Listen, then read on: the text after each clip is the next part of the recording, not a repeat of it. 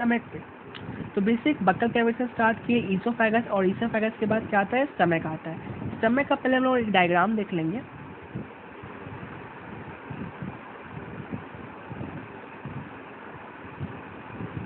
Okay, इसके हम लोग पार्ट्स मेंशन करते हैं स्टमक का। तो stomach is divided into 4 parts. कौन कौन सा पार्ट है स्टमक का, देखते हैं कौन कौन सा पार्ट है। This part is called fundus, this is called cardia, fundus cardia, fundus cardia, body and the pylorus. अच्छा, कैसे कैसे याद रखेंगे, ये जो ऊपर का जो पार्ट होता है ना, इसको बोलते हैं हम लोग फंडस। क्या उसको बोलेंगे, फंडस। और वो पार्ट जहाँ पे ईसोफेगस ओपन होगा, वो पार्ट जहाँ पे ईसोफेगस ओपन होता है उसे कहते हैं कार्डिया। क्यों नाम है कार्डिया, क्योंकि यहाँ पे प्लेस ऑफ हार्ट भी है। ठीक है, यहाँ पे प्लेस ऑफ हार्ट भी है। Fundus cardia, the body of the stomach and the pylorus. अब कुछ और अच्छे से अगर स्टमक के एनाटॉमी को तुम अगर जानोगे तो ये स्टमक सस्पेंडेड होता है। क्या होता है, स्टमक सस्पेंडेड होता है हमारे डाइजेस्टिव सिस्टम में by the means of 2 connective tissue. काफ़ी लार्ज होता है ये जो। This part is called lesser omentum, यहाँ पे देखो, this part is called lesser omentum and this part is called greater omentum. This part is called greater omentum. Okay, the lesser omentum, greater omentum. होता क्या है ना कि तुम्हारा जो विसरा होता है ये सब सस्पेंडेड होता है, ये बिल्कुल ऊपर वाले पार्ट से, ताकि ये क्या होता है, सस्पेंडेड होता है। क्या होता है, ये सस्पेंडेड होता है। तुमने 4 पार्ट्स ऑफ स्टमक पढ़ा। स्टमक में तुम्हारा क्या है, cardia, fundus cardia, body and the pylorus. Pylorus में 2 पार्ट है, pyloric antrum and the pyloric canal है। पाइलोरिक कैनाल ओपन्स इनटू यूरिनम। क्या होगा अगर स्टमक में कैंसर हो गया, क्या होगा अगर स्टमक का म्यूकोसा डैमेज हो गया, क्या होगा अगर बैक्टीरियल इन्फेक्शन सीवियर हो गया, इस केस में तुमको स्टमक को निकलवाना भी पड़ सकता है। That is called gastrectomy, that is called gastrectomy. अच्छा, एक क्वेश्चन आता है, अगर गैस्ट्रेक्टोमी परफॉर्म करेंगे तो उससे क्या होगा। गैस्ट्रेक्टोमी परफॉर्म करेंगे तो it leads to the deficiency of iron and vitamin B12। Iron deficiency, anaemia हो सकता है। गैस्ट्रेक्टोमी में lead to iron deficiency, anaemia. तो ये पार्ट तुमको याद रखना है। Okay, so the next slide we are going to deal with is the, अच्छा 4 पार्ट तो मैंने बता दिया था। हमारा जो डाइजेस्टिव सिस्टम है उसमें से कौन कौन सा पार्ट है, लेयर कौन कौन सा बनाता है। अगर ईसोफेगस से स्टार्ट करता हूँ तो क्या किया जाता है, सेरोसा,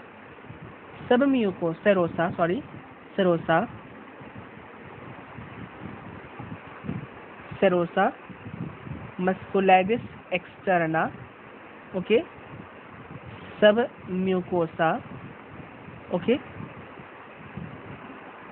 एंड म्यूकोसा। और म्यूकोसा में 3 पार्ट कौन कौन सा, outer muscularis mucosa, middle lamina propria and the simple columnar epithelium. अच्छा, स्टमक के केस में तुमको याद रखना पड़ेगा कि स्टमक के केस में सेरोसा होगा, मस्कुलैरिस एक्सटर्ना होगा, सब म्यूकोसा होगा। ओके, सेरोसा, मस्कुलैरिस एक्सटर्ना, लेकिन सब म्यूकोसा और मस्कुलैरिस एक्सटर्ना के बीच में ऑब्लिक मसल होता है। क्या होता है, ऑब्लिक मसल। ये चीज़ तुमने तो लिख लो कि स्टमक में कैरेक्टरिस्टिक ऑब्लिक मसल पाया जाता है between muscularis externa and the sub mucosa layer. और म्यूकोसा में क्या होगा, यहाँ पे 2-3 बात मैं इंपॉर्टेंट बताना चाहूँगा। तो तुम्हारे ब्लड वेसल होंगे, लिम्फेटिक्स होगा, नर्व होगा, वो सब कहाँ ओपन करेगा, सब म्यूकोसा। इसको बिल्कुल एकदम बाय हार्ट याद कर लेना, ये पूछा गया है, एनसीईआरटी का लाइन है। कहाँ पे होता है वो सब, लिम्फेटिक्स, नर्व्स, ब्लड वेसल कहाँ पे रिले करता है, तो है तुम्हारा सब म्यूकोसा में रिले करता है। Okay, this is the very important part. So let us come, अब हमने चारों लेयर देख लिया डाइजेस्टिव सिस्टम का, हमने चारों लेयर देख लिया ना किससे बना हुआ है। Let us come to the gastric plexus. मैं कुछ देर पहले बात कर रहा था सिलेवरी ग्लैंड के सिक्रेशन का। सिलेवरी ग्लैंड का सिक्रेशन कौन कंट्रोल कर रहा है भाई, तो ये पारासिम्पैथेटिक और सिंपैथेटिक पाथवे कंट्रोल कर रहा है। पारासिम्पैथेटिक सिक्रेशन को बढ़ा रहा है, सिंपैथेटिक सिक्रेशन को घटा रहा है। अब पारासिम्पैथेटिक और सिंपैथेटिक पाथवे तो अचानक से तो काम करेगा नहीं, they should be mean. And the means is called nerve fibres. और द नर्व फाइबर्स होते हैं ना, these nerve fibres form plexuses. अभी मैंने क्या बताया कि सब म्यूकोसा में क्या होता है, नर्व फाइबर्स होता है। तो यहाँ पे बहुत सारे माइन्यूट नर्व फाइबर्स जो होते हैं वो प्लेक्सेस बनाते हैं, गुच्छा बनाते हैं। और यहाँ पे, और this is the network of ANS, मतलब पैरासिम्पैथेटिक एंड सिंपैथेटिक पाथवे। दो तरह का प्लेक्सेस हम लोग पढ़ सकते हैं यहाँ पे, जिसको हम लोग गैस्ट्रिक प्लेक्सेस बोलते हैं। One is called myenteric plexuses and one is called Meissner's plexuses. Myenteric plexuses also called Auerbach's plexuses, पूछा जा चुका है, नाम याद रख सकते हो। और मिजनर्स प्लेक्सेस मतलब क्या होता है, रीमैक्स प्लेक्सेस। तो माइंट्रिक प्लेक्सेस कहाँ होगा, मिजनर्स प्लेक्सेस कहाँ होगा, अभी इसका लोकेशन तुमको एकदम बाय हार्ट याद करना पड़ेगा। तो myenteric plexuses is between the, मतलब circular longitudinal, between the circular and the longitudinal muscle of the muscularis externa. मतलब साफ बात है, कहाँ होगा, मस्कुलरिस एक्सटर्ना में होगा, दोनों लेयर ऑफ मसल के बीच में। करता क्या है मायोमेट्रिक प्लेक्सेस, तो मसल्स की टोनिसिटी को मेंटेन करता है, पेरिस्टालसिस मूवमेंट को कंट्रोल करता है, जीआईटी मतलब गैस्ट्रो इंटेस्टाइनल ट्रैक्ट की मोटिलिटी को कंट्रोल करता है। Now the next plexuses is Meissner's plexuses, it is also known as Remak's plexuses. अब रीमैक्स प्लेक्सेस कहाँ पे है, submucosa, very very important. Okay, Remak's plexuses कहाँ पे है, सब म्यूकोसा में, जो कि क्या करता है, ग्लैंडुलर सेक्रेशन को कंट्रोल कर रहा है। दोनों प्लेक्सेस तुमको एकदम बिल्कुल याद होना चाहिए, इसमें कटौती नहीं करना है, नीट में आए चाहे नहीं आए। अब भाई है कि यहाँ पे कंपाउंड स्टमक होता है कैटल में, मतलब चार बोलते हैं ना, चार पेट होता है कैटल में। तो र्यूमेन, रेटिकुलम, ओमैसन, एडोमैसन, नीट में नहीं पूछा गया है, काफ़ी आउट ट्रेंडिंग है, मतलब बहुत पहले एम्स में पूछा था 90s में, तो इसको नेग्लेक्ट कर सकते हो, जनरल नॉलेज के लिए इसको याद कर सकते हो। Let us come to the next slide.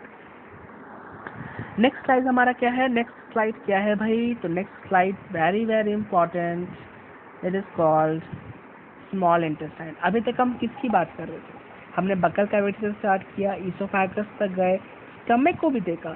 Stomach में हमने फंडस, कार्डिया, बॉडी, पाइलोरस, यहाँ तक हमने काम किया था। लेकिन पाइलोरस में दो पार्ट देखा था, पाइलोरिक एंट्रम और पाइलोरिक कैनाल। अभी जो पाइलोरिक एंट्रम और पाइलोरिक कैनाल से ही स्मॉल इंटेस्टाइन का पार्ट शुरू होता है, that is called duodenum, and this small intestine is comprised of duodenum, jejunum, ileum। इसका लेंथ कितना होगा, सोच लो 6 मीटर करीब होता है, 6 मीटर मतलब 6.25 मीटर होता है। ओके, डायमीटर काफ़ी स्मॉल, इसलिए इसका भी name small intestine composed of duodenum, jejunum, ileum।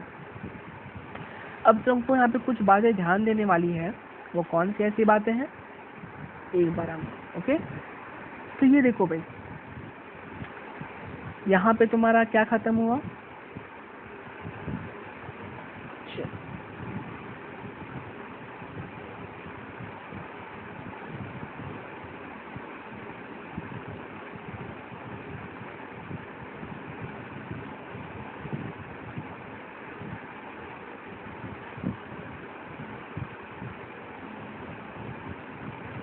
चलो ये स्टमक का पार्ट हो गया, और ये पैलोडिक एंट्रम, पैलोडिक कैनाल, और ये जो पार्ट तुम देख रहे हो ना, दिस इज कॉल्ड duodenum, जो कि किस शेपेट का होता है, शीर्ष शेपेट का होता है। duodenum का क्या होता है, लेंथ क्या होता है, 25 सेंटीमीटर। ओके, तो duodenum के बारे में कुछ बातें हम लोग को जानना चाहिए, जो कि बिल्कुल पूछी गई है, वो है duodenum is shortest, widest, C-shaped, and duodenum receives hepatopancreatic duct. Duodenum receives hepatopancreatic duct through ampulla of water, through ampulla of water. Opening of the ampulla into the duodenum is guarded by sphincter of Oddi, ठीक है। और the ampulla receives two ducts, duct of Wirsung and the common bile duct। अब इसको समझने के लिए, वो समझ में ठीक से नहीं आ रहा होगा, मैं एक बार डायग्राम बनाता हूँ, ज़्यादा बिल्कुल अच्छे से समझ में। चलो देखो यहाँ, ये duodenum था, चलो ये duodenum था, ओके।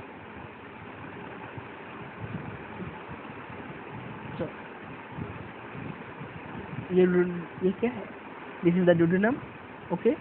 अब duodenum में ये एक पार्ट आ रहा है, ये क्या आ रहा है तुम्हारा,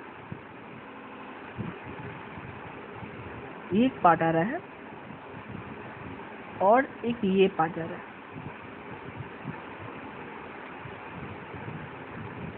ठीक है। चलो ये क्या हो गया, this is the pancreas, this is the pancreas. हालांकि पत्ता की तरह लग रहा है लेकिन दिस इज द पैंक्रियास। ये क्या है तुम्हारा, this is the gall bladder. ये क्या है, this is the cystic duct, this is the gall bladder, और this is the common hepatic duct, this is the common hepatic duct. और ये कॉमन हेपेटिक डक्ट, अब यहाँ पे तुम्हारा जो कॉमन हेपेटिक डक्ट में तुम्हारा गार्ड करता है, एक स्पिंस्टर यहाँ होगा, एक स्पिंस्टर यहाँ होगा, ओके। अब ये देखो, ये जो स्पिंस्टर है जो कि कॉमन हेपेटिक डक्ट को गार्ड करता है, इसको बोलते हैं स्पिंस्टर ऑफ बॉयडेन। सो तुम क्या बोलोगे, स्पिंस्टर ऑफ बॉयडेन। और ये जो स्पिंस्टर है जो कि किसको काउंट कर रहा है, हेपेटोपैंक्रियाटिक डक्ट। एक डक्ट जो कि कॉमन हेपेटिक डक्ट है और एक डक्ट जो कि पैंक्रियास से आ रहा है, दोनों डक्ट को हम लोग सेम से क्या बोलेंगे, हेपेटोपैंक्रियाटिक डक्ट। जब तुम पैंक्रियास करोगे ना, उसमें तुमको दो डक्ट बताया जाएगा, एक होता है तुम्हारा डक्ट ऑफ विल्सन और एक होता है तुम्हारा डक्ट ऑफ सैंटोरिनी। तो तुम्हारा जो डक्ट ऑफ विल्सन होता है वो फंक्शनल होता है। तो हम लोग मानते हैं कि पैंक्रियास का जो सेक्रेशन होता है वो डक्ट ऑफ विल्सन से आता है, कहाँ पे, कॉमन हेपेटोपैंक्रियाटिक जंक्शन पे। तो ये होता है तुम्हारा हेपेटोपैंक्रियाटिक एम्पुला, यहाँ पे हेपेटोपैंक्रियाटिक एम्पुला। तो क्या बोलते हैं लोग, एम्पुला ऑफ वेटर। और ये जो स्पिंस्टर है जो कि गार्ड कर रहा है हेपेटोपैंक्रियाटिक ओपनिंग को, this is the sphincter of Oddi, this is known as the sphincter of Oddi. तो कितने स्पिंस्टर की मैंने बात की है, दो स्पिंस्टर की मैंने बात की है। एक है स्पिंस्टर ऑफ बॉयडेन जो कि गार्ड करता है कॉमन हेपेटिक डक्ट को, और एक है तुम्हारा स्पिंस्टर ऑफ ओडाई जो कि कॉमन करता है हेपेटोपैंक्रियाटिक डक्ट को। ओडाई एनसीईआरटी में मेंशन्ड है, बॉयडेन एनसीईआरटी में मेंशन्ड नहीं है, तो अपने हिसाब से हम लोग काम कर लेंगे। Let us come to the jejunum. Jejunum का लेंथ कितना है, अच्छा हाँ, एक सबसे इम्पॉर्टेंट बात डोडेनम के बारे में मैंने बोलना भूल गया।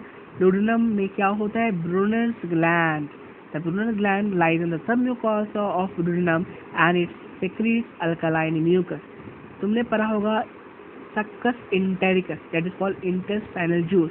इस इंटेस्टाइनल जूस में अल्कलाइन म्यूकस का कंट्रीब्यूशन कहाँ से आ रहा है, ब्रूनर्स ग्लैंड से आ रहा है, जो कि सबम्यूकोसा ऑफ डोडेनम में पाया जाता है। Very very important question for NEET, काफी बार रिपीटेड क्वेश्चन है। तो डोडेनम के बाद हमारे पास क्या है, जेजुनम। उसके बाद क्या है, इलियम। तो जेजुनम लेंथ याद कर लो 2.5 3.5 सेंटीमीटर, ठीक है। It is the coil structure. अच्छा, ये कहाँ होगा, लेफ्ट साइड में होगा और ये कहाँ होगा, राइट साइड में होगा, ठीक है। इलियम का कैरेक्टरिस्टिक क्या है भाई, तो इलियम का कैरेक्टरिस्टिक है presence of Peyer's patches. What are the Peyer's patches? Peyer's patches are the secondary lymphoid organs. These are the lymph nodules. This is the characteristic of ileum and this produces lymphocyte, है ना। तो ये बहुत ही important को याद रखना पड़ेगा कि Peyer patches is found in ileum and the Peyer patches is the secondary lymphoid organ. This is again a repeated question in NEET.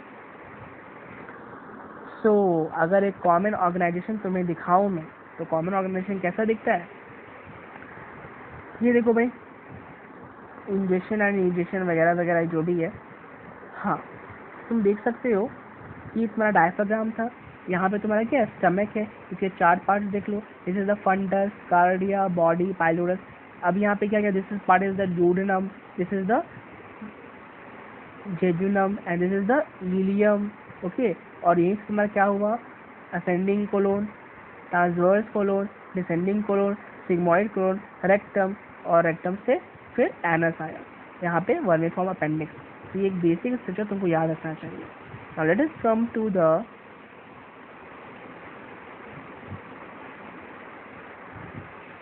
अब हम लोग कुछ डाइजेस्टिव ग्लैंड की बात करेंगे। हमने डाइजेस्टिव सिस्टम का जो पाथवे था ना, बक्कल कैविटी से स्टार्ट हुआ, ईसोफेगस, स्टमक, स्टमक के चारों पार्ट्स के बारे में, देन स्मॉल इंटेस्टाइन, और उसके बाद एक होता है लार्ज इंटेस्टाइन। तो स्मॉल इंटेस्टाइन में मैंने डुडेनम, जेजुनम, इलियम की बात कर दी। लार्ज इंटेस्टाइन में अभी मैंने पिछली स्लाइड में यहाँ पे मैंने बात किया था ना, लार्ज इंटेस्टाइन, यहाँ पे मैंने क्या बताया था, ठीक है। At the ending of ileum we should find ascending colon, transverse colon, descending colon and the rectum. Okay, the partially digested food is stored in rectum till defecation, NCERT का line है, ध्यान में रखना। नाउ अब हम लोग कुछ glands के बारे में बात करेंगे जो कि बहुत इंपॉर्टेंट है। यहाँ पे सबसे इम्पॉर्टेंट जो ग्लैंड मुझे नज़र आता है वो है liver. This is the liver. Liver is the largest digestive gland in our body. तो अगर तुमसे कोई पूछे कि लार्जेस्ट ग्लैंड कौन है हमारे बॉडी में, तो लिवर। एल से लिवर, एल से लार्जेस्ट, ऐसे याद रख सकते हो।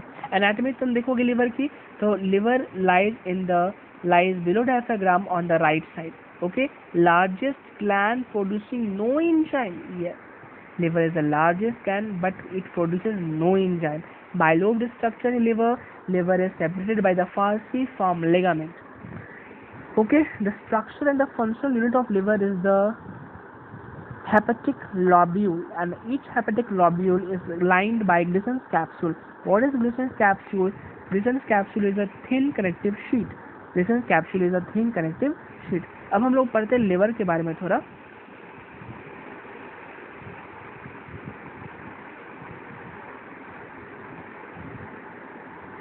Okay, this is the diaphragm. Now this is the right lobe of liver. This is the left lobe of liver. मैं बहुत ही सिंपल बता रहा हूँ, हालांकि आपको फर्स्ट ईयर में काफ़ी वास्ट में पढ़ना है। ओके,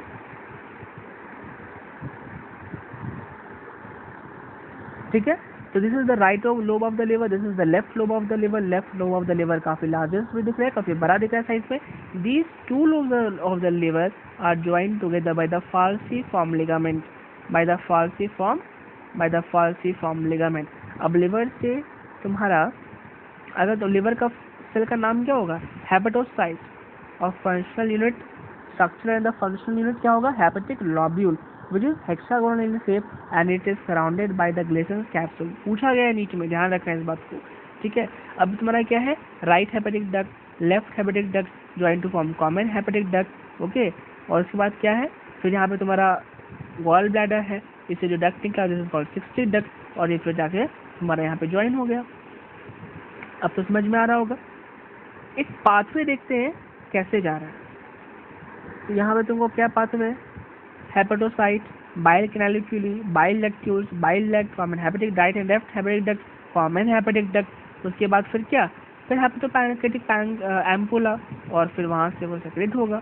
तो ampulla of Vater, duct of gall bladder, cystic duct, याद रखना पूछा गया। ये देखो एक अच्छा डायग्राम सर ने बनवाया था, उसको याद रखना, ठीक है।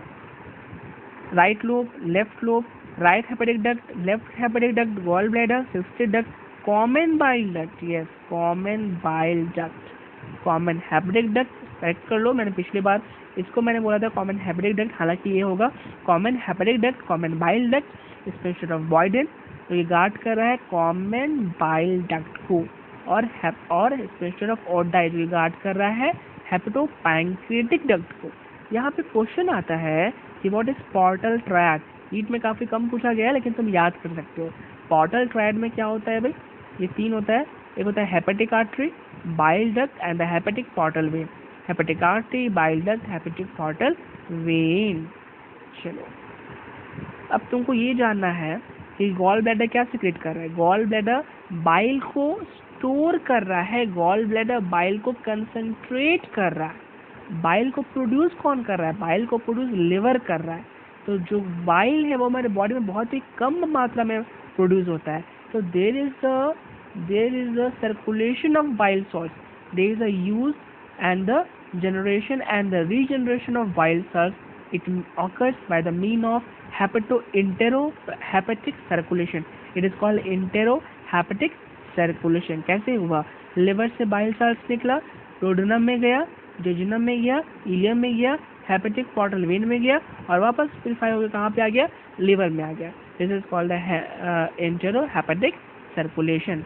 अब काफ़ी इम्पॉर्टेंट बात जो कि तुमको इसका हर एक पॉइंट याद रखना चाहिए लिवर के फंक्शन के बारे में, एकदम जितने पॉइंट्स मैंने मेंशन किया है ना, ए से ले तक कि एच तक, ये पूरा नोटबुक में लिख लो, उसको याद करो। सबसे पहला फंक्शन लिवर का, liver secretion of bile, storage of fat, storage of iron as ferritin. Okay, storage of fat soluble vitamin A, D, E, K and vitamin B12 also found in spirulina. That's why it is also eligible alga. Synthesis of urea कहाँ बनता है? Liver में बनता है। Formation of RBC in fetus, destruction of RBC in adult. अब तुम ये देखो, कोई बोलेगा कि सबसे पहले एथ्रोपोइसिस कहाँ पे स्टार्ट हुआ, तो लोग बोलते हैं कि योग साइट, चलो मान लिया योग साइट, उसके बाद तुम्हारा लिवर भी हुआ है, तो liver is also a site of erythropoiesis, but when in the embryonic life, in the fetus, so liver forms RBC in the fetus, but in the adult stage liver is the site of destruction of RBCs. अब liver performs many other functions like glycogenesis, okay, formation of glucose, gluconeogenesis, formation of glucose from the non carbohydrate source like lactic acid, protein, pyruvic acid, है ना, amino acid, ये सब, और detoxification of drug, very very important. Detoxification मतलब उसको detoxify करना, उसमें से जो बैक्टीरिया है, केमिकल्स है, वायरस है, उनको मारना, ये कौन काम कर रहा है, लिवर कर रहा है। तो लिवर का सभी important function, okay, by heart याद होना चाहिए, बाइल का सिक्रेशन करना, यूरिया का सिंथेसिस करना, आयरन को फेरेटिन के रूप में स्टोर करना, storage of storage of fat soluble vitamin, production of RBC in fetus, destruction of RBC in adults, glycogenesis, gluconeogenesis, and lastly detoxification of drugs.